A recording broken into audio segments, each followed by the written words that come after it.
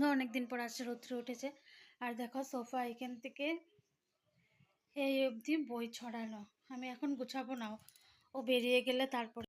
এদিকে আমি রান্নাও বসিয়ে দিয়েছি, ডাল হয়ে গিয়েছে, ভাত হয়ে গিয়েছে। এখন করব হলো পনির ভাজি, গাজর দিয়ে ছেলের জন্য স্কুলের জন্য টিফিন রেডি করবো, একটু ফ্রাইড রাইসের মতন করে দেবো। আর করব পটল তরকারি, পটল ভাজি। তো চলো রান্না বান্না করে নিই, তারপরে আবার আসি। তো ফ্রেন্ডস, সকালে তো একবার স্নান করেছি, স্নান করে পুজো দিয়েছি, সব কিছু করেছি। এখন আবার সমস্ত কাজকর্ম করে স্নান করে চলে আসলাম। ছেলের কোচিংয়ের ড্রেসগুলো, ক্রিকেট কোচিংয়ের ড্রেসগুলো ধুলাম।